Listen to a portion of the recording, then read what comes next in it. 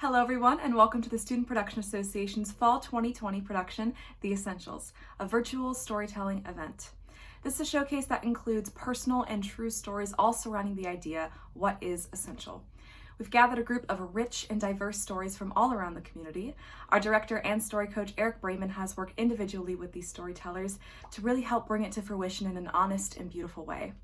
The dance program of LCC, with the guidance and choreography by Bonnie Samoa and Sarah Nemechek, have taken this opportunity to interpret these stories through movement. And lastly, we have the wonderful Colin Vance, who has created an original score for each story. Our editing team has woven these elements together to create the final product that you will be viewing tonight. This is a brave new world of theater, and collaboration and connection are more important than ever right now. Instead of speaking face to face, it's time to start speaking heart to heart.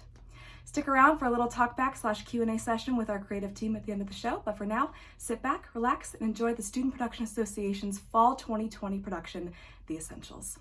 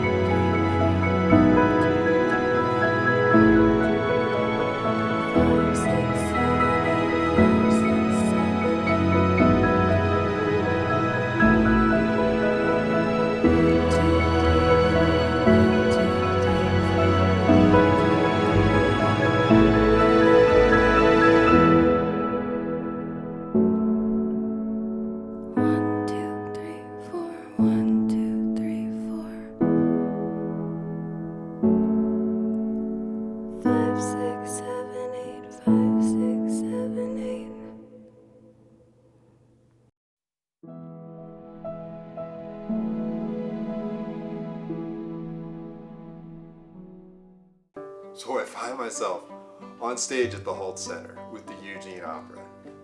I can't believe that I'm being paid to do this. I mean, don't get me wrong, I wasn't singing. I was a super. It's a non-speaking actor. Still, this was such an amazing experience. These people, they look normal, and then they open their mouths and voices bigger than anything you can imagine just leap into the room. As amazing as that was, my band had just played 3 gigs. We have 4 more scheduled the next month. Yeah. In my band, I did sing. And it was glorious. Oh, there's just nothing like knowing the notes and letting your voice just fill them up. Originals too. Yeah, singing your own material in front of strangers, it's just terrifying. And there's a special kind of joy. That moment just before you start. You know, and bars filled up with noise, people, and chaotic energy. And you strum your instrument, and the sound just takes charge of the entire room. Next thing I know, my fingers on the banjo are like the fingers of a marionette, just furiously twitching, making the marionettes just spin and leap and dance on the floor. Then you just step up to the mic. Without any thought, you open your mouth and sing. Your voice always sounds foreign, strange. To me, it's often on the wrong note. I love it anyways.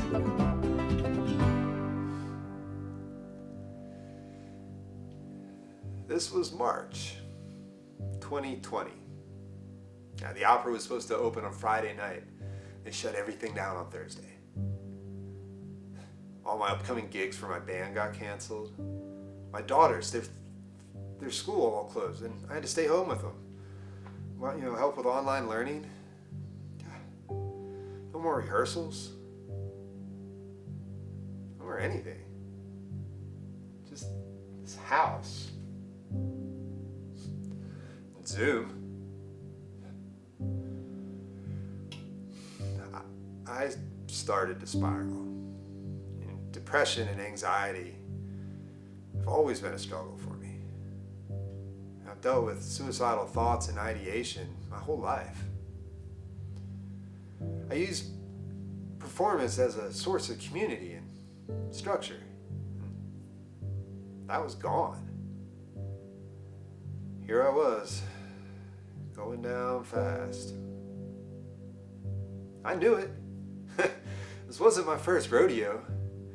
I can recognize a breakdown when I see it, especially in myself. So I started scrambling, trying to use all my tools, everything from childhood, things I learned from therapy, games from acting class, anything I could think of, really. But nothing was slowing down the descent of my spiral. I was going down hard. I tried to problem solve, Thinking back through my life, I realized how much my ADHD had affected my decision making. I could never settle on anything. Even being a musician. I started off with the piano. That led to the guitar, and then the banjo, and the mandolin, violin, cello, accordion, harmonica. Anything I could talk myself into buying. I realized that it was the newness, the discovery that always drew me out of the funk. I started looking for something new. And, I found it in leatherwork. I had this dream of recreating this pair of boots that I had when I was a kid. I got from a Renaissance festival. Well, hyperfixation, here I come. Oh boy, did I become obsessed. I found this whole online community with videos and just incredibly resourceful folks. Well, I spent many a long and meditative evening working on those boots. After many mistakes and bleeding fingers and sleep-deprived days, well, I had a pair of boots. And I don't think I've ever been so proud of something I've made. Yeah. You know, I realized I need to never stop learning. Comfort is for coffins. This life and I, yeah, we're moving forward into the gloriously uncomfortable unknown. Hey, you want to come with me?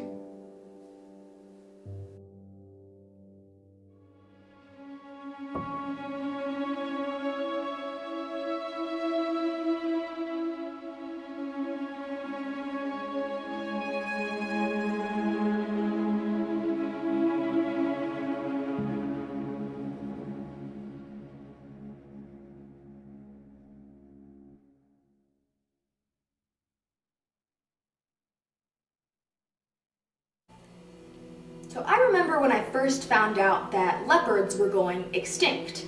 It was in my first grade classroom watching a video about deforestation with this catchy anthem about saving the rainforest, and I sobbed all night, completely inconsolable. My parents unable to do anything but try to comfort me as I tearfully sang the words of that chorus, mourning these creatures that I'd never know. And this sort of became a theme for me, being overwhelmed by emotion and empathy. I was awash in an ocean of the pain of the world. I felt everyone's pain so deeply and so personally. I was drowning, choking on the salt of the tears of everyone around me. I was a child of big feelings. I cried big, I laughed big, I fought big. Lost at sea with no tools to cope, I just grabbed on whoever I could around me. And I turned those feelings outwards on them in the form of overwhelming anger. I was practically feral, splashing wildly and gnashing my teeth as I came closer and closer to slipping underneath the waves. Unable to pull me out of the water themselves, my parents sought help for me, and we went about building me a life raft. A nice man with a clipboard sat down with me and my mom and asked me some questions about myself. I talked and eventually discovered some tools to help me with my raft. We found ways for me to get my anger out on pillows and other inanimate objects. This became a log cut into planks. For when I was distraught and inconsolable, we had this imaginary CD that would play in my head, chanting soothing words. This was twine, used to bind the planks together so they could float. So I was given these instructions and some tools, but it was my parents who sat with me and helped me to build this raft. And I was finally able to pull myself up and away from drowning. Now, all throughout elementary school, I flourished, and I wasn't so caught up in my emotions for the first time. I was a gifted student, a star reader, the highest scoring 6th grader on the super special project. There was no time to feel so sad and overwhelmed because I was so successful. And my little raft started looking more like a gilded ship, a true marvel. Then I hit puberty, and a storm hit back. All the emotions that I dealt with as a child were back with a vengeance. But I was bigger, and my emotions were bigger too. And I was tossed to and fro, thrashed from one extreme to the other. Heart-racing mania to foot-dragging depression. I was battered about so completely that finally my wobbly knees just gave out. As I lay prone on my once gorgeous ship that now looked more like a shipwreck, I realized that this boat of mine, it was made of cardboard. A facade like that on a stage, not a ship at all, but a raft in disguise. I tried to recover from the shocking realization, only to get bowled over by the next wave in the cyclone of my life. And eventually I sent out a message in a bottle. This message, containing explicit descriptions of my practices of self-harm, didn't reach the intended online recipient. Instead, the message was intercepted by my mom, who saw it for what it was, an SOS. My parents saw my struggles and my pains, and they talked to me. And together we went about finding me help. A hard-ass lady with a clipboard came into my life, and in the calm eye of the storm, we built my raft up into a nice little boat. But the boat was still rocking and my knees were constantly giving out. We needed to find something to help steady the vessel. We did. Antidepressants. The medications became crew members on my little boat. They didn't pick me up and deposit me on my feet. But they did batten down the hatches, help to steady everything in the storm, and finally give me a moment's reprieve. With the help of extensive therapy, I pulled myself up and started to build a real ship. I learned that being distracted by my talents did not a true ship make. And one of the most powerful tools that I had, one that I hadn't been using much up until this point, was my voice. Suddenly I was speaking my truth and the whole process became 10 times easier. As time went on, more medications were added, each fulfilling the role of a crew member to do a job that I was unable to do for myself. And finally, we found the right cocktail of crew members to keep my ship steady at all times. Whenever a traumatic event would occur, a wave would threaten the stability of me and my wobbly knees. We'd up the dosage and the ship would get new recruits. As the crew got larger and I saw how competent it was, I found myself climbing up to the crow's nest to simply enjoy the view and the breeze. My ship was fine with me up here. But over time I realized that not only was my ship steady, but it was stagnant. It had run aground in shallow water and it was impossible to move from this spot, a spot in which nothing hurt me. But I didn't feel much of anything at all. For so long I'd been so unstable that I hadn't even considered the possibility of my stability becoming stagnation, my calmness becoming detached disinterest. Well, realizing that I was stuck, I asked for help from the wise man running the lighthouse, who had seen all sorts of ships with all manner of issues over the years. This man with a clipboard, my prescribing doctor, took a closer look and realized the problem right away. My ship had a crew, yes, but their captain had abandoned them to sit with their head in the clouds. The ship had run headlong into a sandbar and it was too heavy to move from that spot. My doctor helped me realize that I had a few too many crew members on board. We decided to give some of them an early retirement. Now, this might mean that the ship wouldn't be quite as steady, and I would need to play a more active role to keep things moving.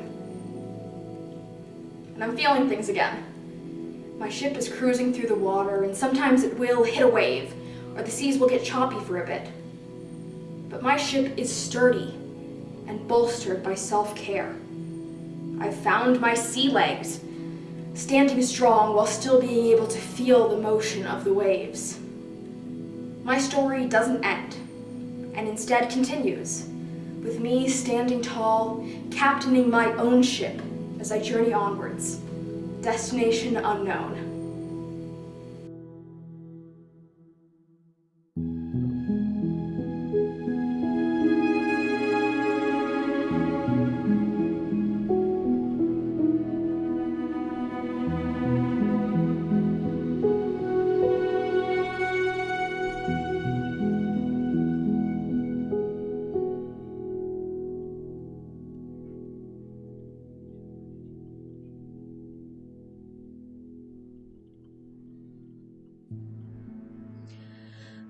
What is a home?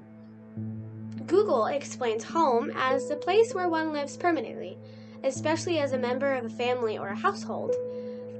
I could not disagree more. There was a time where I would agree with Google and say that my home was indeed the house with 4 walls, a roof, and the broken family, but I finally learned that that was indeed not my home. Alas, it was more like a haunted house, and I was just an actress, blinded by all the makeup and pretty-looking costumes.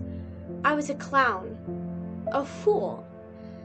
I thought that that was where I was meant to be. That is where I fit in. I brought all my friends through, time and time again, with more decorations and different jump scares, thinking it was okay, that all houses were haunted in their own ways. Mine just being on the extreme side. After all the people I dragged through there got a feel for what was going on, they all handed me makeup remover, new clothes, and showed me where an exit was, and that I was not a clown, nor a fool, but instead a lost soul. My house was taken from me at a very tough part in my life, but I can't say that I'm not thankful for that day. That house was full of strangers, false promises, bad habits, and broken people. A home should not be the place where your stuff gets stolen, even with the door locked. It should not be a place where you can't trust any of the people inside. It should not be a place where you have to worry that when you come home from school, your water would be off, or your electricity could be gone, or having to worry about if you'll get to eat that night. It should not be toxic. It should not be a scene from a horror movie. I have had to live with my family. They tried to make it feel like my home too, but ultimately it felt like a hotel. Each new house, new bed, new room. Everyone tried very hard to make me feel at home, and I could stay as long as I needed, but I knew that checkout was closed. The cards dealt to me were not the best looking, so I asked for help from everyone I could. I ripped up my first set because I knew I was more than what they said. So did my friends. Everyone gave me a small piece of their cards so I could make new ones. I can't even begin to explain how grateful I am. Everyone who stepped into my life helped me make these new cards and new beginnings, and I am so very thankful. The cards aren't perfect, but they're mine, and I'm continuing to build them every single day. A home should be safe. A home should be sacred. I've always had this longing to go home, and I can confidently say, I have finally found mine. My home is me. I don't need cement walls, a wooden door, or a bedroom. I have my skin and bones, which I have built myself, that keep me sturdy, just like the walls of a house. I have arms that are open all the time for the people I love and for new people, and closed for when unwanted visitors arrive, just like a door. Even though some do know how to pick locks and come in. I learn, and I have a beautiful mind filled with opinions, love and comfort and happiness, just like a bedroom. A house can get taken from you, but you are forever. Also, taking care of yourself is so much more rewarding. I personally think that me moving on from my toxic home and growing to be different is better than redecorating a living room. I think that being able to express myself through clothes and makeup is much more rewarding than painting some walls. And lastly, I think that taking care of myself and bettering my health and happiness is better than having my dream house. I am better than a house. I am stronger than a house. I am worth more than any house, and I don't need a house. I am my own home, and that's enough. My definition of a home is somewhere you feel the most comfortable, where your thoughts and opinions are heard and validated, and where you can be loved and feel loved, and where you're happy and where you're free. I've had to grow up faster than I wanted to. I've had to learn about things I didn't think I needed to yet. I had to be exposed to much more than a person my age should. And honestly, I am so proud of how far I have come and what I'm doing with my life. And with all odds stacked against me, I graduated, I maintained a social life and friends even after they've been through my haunted house. I now have my own apartment, a wonderful spouse, a diploma, and so many dreams to chase. Thank you to everyone who helped me identify that haunted house. The makeup, the costume, the burglars, and those of you who donated pieces of your cards. You all know who you are. If you are in a similar situation where you want to go home, you just can't seem to find it, go look in the mirror. And I guarantee you that one day you'll see it. I promise.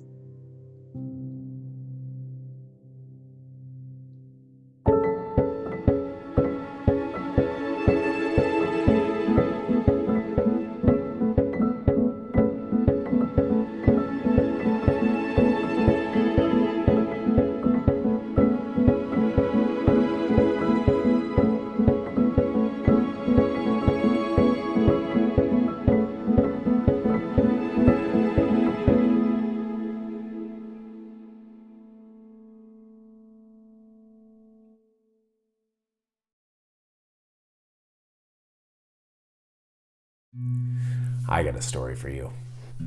I remember sweating and shaking and fighting the sickness of a nervous stomach and debilitating panic.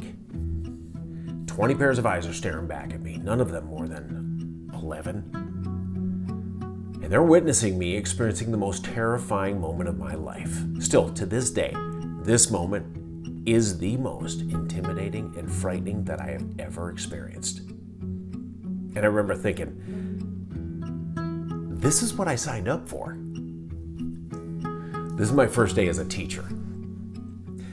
I couldn't tell if I was hiding my anxiety from them. I think they picked up on at least a little bit of my apprehension because the armpits of my dress shirt had soaked completely through, and so the light blue had turned to a dark navy in that crease between my arm and my chest.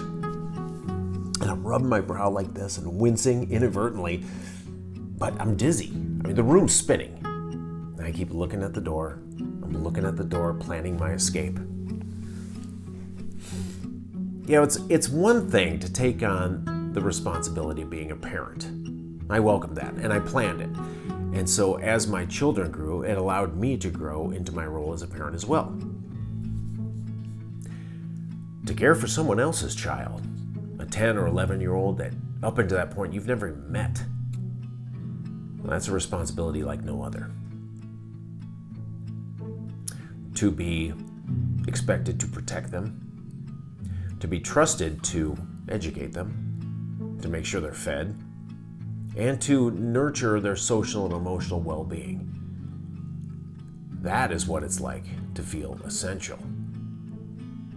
And that realization came crashing down on me the moment the bell rang for the school day to begin, and that's why I found myself shaking and fighting the urge to run to the principal's office, hand in my keys, and tell her, listen, I think I made a big mistake.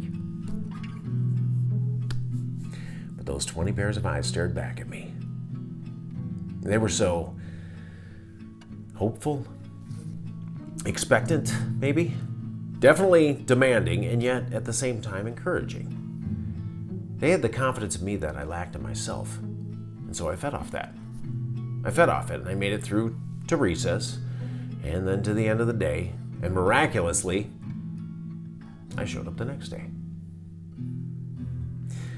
I've been showing up every day since then. The first day of school is no longer the terrifying experience that it was 15 years ago, but I'm always excited and a little nervous still.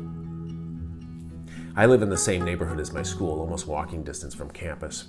For the last 8 years, I've taught middle school, so that means 5 classes a day, 175 kids a year. So no matter where I am around town, a movie, a bookstore, a supermarket, doesn't matter, I always run into one of my current or former students. I know most of these kids are fortunate. They go home to a nice house with caring parents and plenty of love and material possessions. They think I'm talking to them during my lectures, and I am, but in a big way I'm not. I wasn't that fortunate when I was their age. My dad was abusive, my mom was neglectful, and it left me feeling forgotten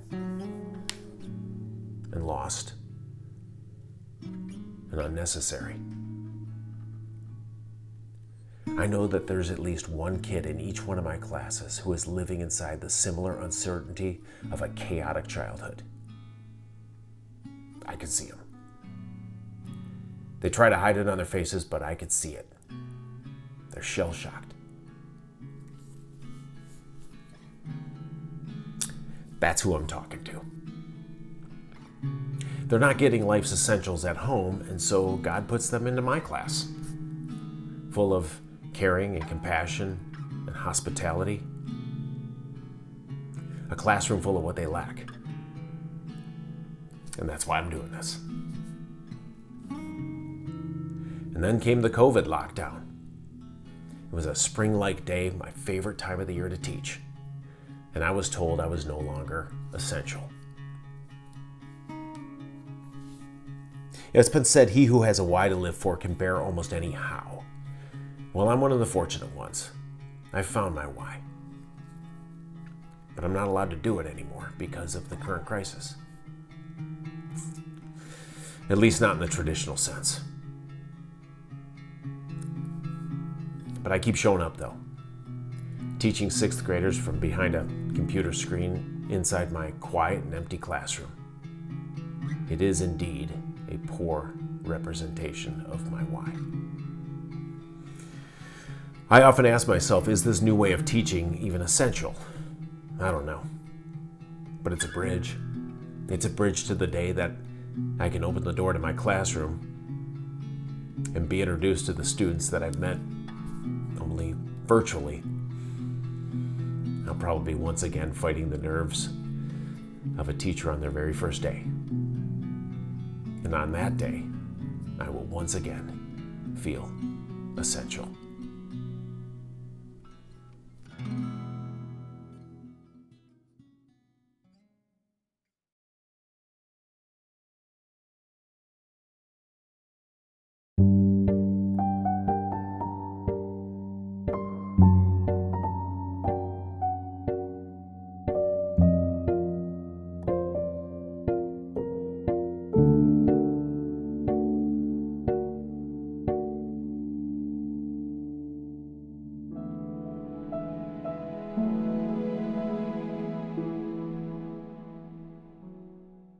My story begins with me 4 years ago at the age of 18, feeling lost in my own thoughts. I didn't believe I was worth anything, and was very unhappy with my life.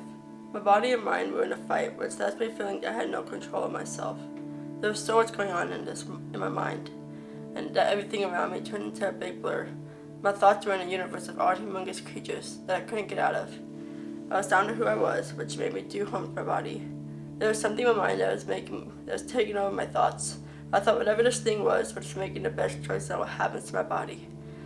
And when I realized, that's when I realized there was a big black hairy looking monster in my head telling me to do horrible things to my body. What I believed was my own thoughts was instead this evil monster. I was letting it take over my mind and body without realizing that the things I was letting it do were causing stress and pain to me. It was like the monster was guiding my arms to hurt me. I believed I was doing what was right and didn't think anything of it. I was going through things that would make me have thoughts that I was better off if I wasn't in this world anymore. I was in a very bad, depressed state of mind and didn't believe I would ever be happy again. I felt as if my happiness was getting ripped away from me by this monster that was in my head. And then everything turned around when a small purple creature came into my life to support me and get the help I needed. This creature told me that I was loved and needed in this world. It silenced the monster in my head that had taken over my mind and body. I realized I was worth more than the monster was telling me I was worth. The small purple creature was my ally, showing me my happy, healthy space. I got the help I needed to become my cheery and enthusiastic self again. I still need to check in every so often to keep myself from going into a dark place again. That is a real new monster who is small, green, scaly, and holds my anxiety. It appears whenever I feel depression is nearby.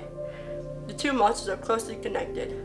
The depression monster has tried to come back, but I took control and I'm currently seeing a therapist, which is so helpful. I don't want to let the monster take control of me again and hurt me. I'm happy and satisfied with where I am in my life now. I'm still working to balance my mental health. I've taken big steps in my life to get where I am now. I owe so much to the small purple creature who remind me I'm loved and valued. I get the help and support I need from my friends, therapists, and loved ones. I am in college and checking off the goals I set in my life.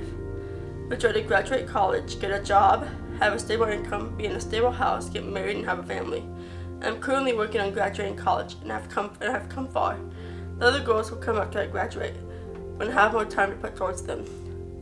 What I can do right now is focus on myself in college. It's not easy. It takes a lot of time. I'm still happy. I'm happy with the pace I'm going to achieve my goals. It has taken time to get where I am, and I know it will also take time for me to achieve all my goals. But I'm in no rush because I know I have time to reach them. It's difficult having a small green scaly anxiety monster and a big black hairy depression monster in my life. The monsters aren't gone yet. I don't know if they ever go away. But I'm telling them to leave whenever they try to come back into my life. By telling myself I am worth more. I'm kicking butt and I'm very happy and proud of myself for getting where I am in my life. Like the purple creature said, I am loved and I am valued. And I'm needed in this world.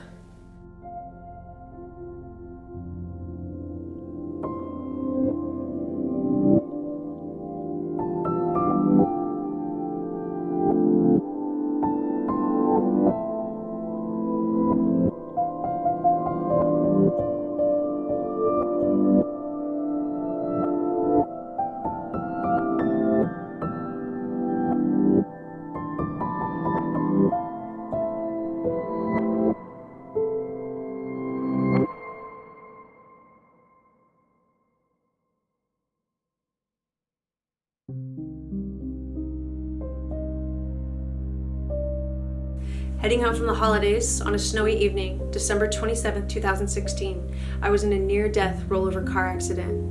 I will never forget how quickly my life flashed before my eyes. We rolled 6 times. It all happened so fast, I thought it was a dream. I was in shock. I thought there's no way I'm alive. I'm dead. This is my spirit walking. I was screaming, crying, and shaking. I called my mom 17 times. No answer. This was the moment that changed my life. I realized just how precious this life is. I survived. How could I possibly take life for granted ever again? I knew it was time to truly, fully live. I had been contemplating traveling for some time, but couldn't get myself to actually follow through. But after this accident, there was no way I was holding back anymore. The next day, I bought a one-way ticket to the most remote island on the planet. I had no plan, I had no connections, I knew absolutely nothing about the journey I was about to embark. All I knew is that it was time. The moment I stepped foot on this island, my life forever changed. Looking back, I've come to realize that everything happens for a reason. Absolutely every single thing. The air was thick and warm and it smelled so unique. The island was wrapping me like a blanket. I felt that everything was going to be okay. There was this presence like no other, like mother or grandmother. I felt held. Within moments of being there, I was offered the opportunity to work on an organic farm. The soil was so rich and nourishing. The island mountains were lush and vast. I had never seen the stars like I had then. The birds sang songs of pure life. The ocean held me and purified my being. I cried in the water. I could feel my heart healing. The land showed me how to love myself by loving me fully and healing my mind, body, and spirit. This was more than an island to me. It was heaven on earth. The pure energy the island put out, I was receiving. I spent days working, laughing, and learning about permaculture. The biggest thing happening for me was the healing that was taking place in my body. I was eating from the land, whole food nutrition. I was learning about the synergistic relationship between what I consume and the development of the brain and the body. Eating from earth was healing me, changing my thinking patterns, creating new neurological pathways.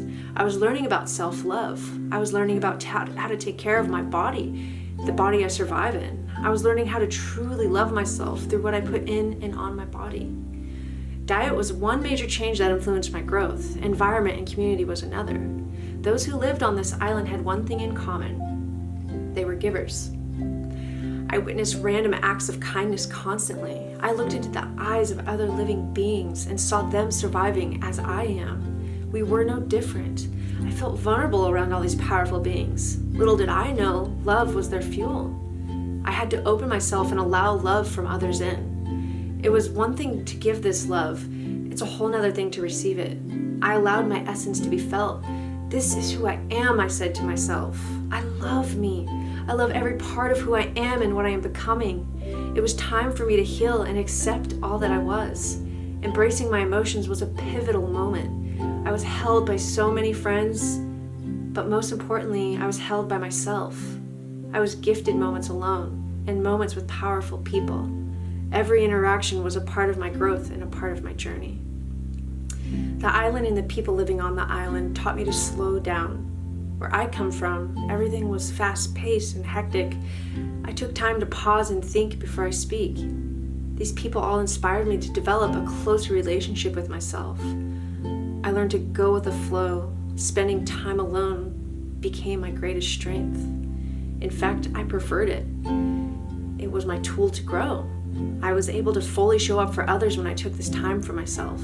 I was able to fill my heart with the love I felt I was missing. All I wanted to do was give every bit of love I was receiving. Learning to love myself is the greatest gift. The power of love can heal the world, and I will play my part.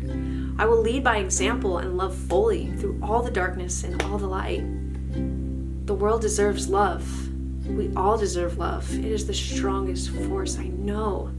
Everything I have ever experienced and everything I continue to experience has led me directly to the answers I need to survive. I believe love is essential for living the human experience you deserve.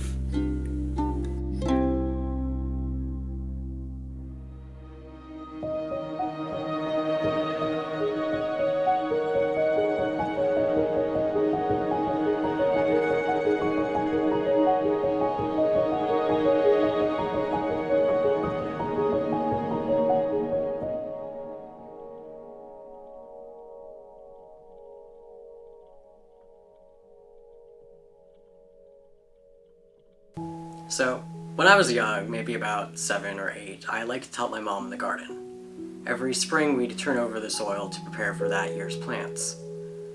I remember finding worms wriggling in the soil, and not being able to understand what they were doing there. They seemed so small and unimportant that I just had to ask my mom what they were doing there. And her answer was that they made the dirt healthy, that the plants were better off for them. Being a child with no understanding of cause and effect, I spent the following months digging up worms to put in the soil of potted plants, thinking that would help somehow. Years later, when I was in high school, I got into an argument with a classmate who thought that humans were the pinnacle of evolution, because aren't we at the top in every regard? Top of the food chain, got modern medicine, why wouldn't we be the best? At the time, I knew something seemed off. It wasn't until my most recent year of college that I learned about the cultural niche. Now, a niche is an organism's place in the world. For a worm, it's decomposing organic matter. For humans, it's using our connections with each other to share important survival knowledge.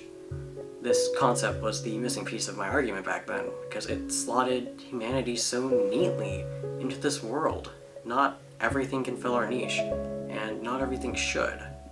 Our world is built by this chain of the minute building up to the massive, where every piece is utterly essential. And just as it's in the nature of the worm to enrich the soil beneath our feet, so too is it in our nature to help each other.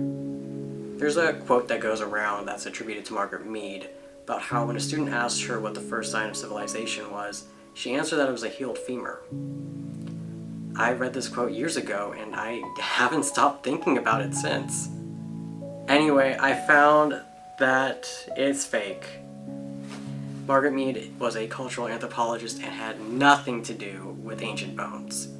So, as a biological anthropology student, I'll say it in my own way. The first sign of human civilization is a sign of altruism.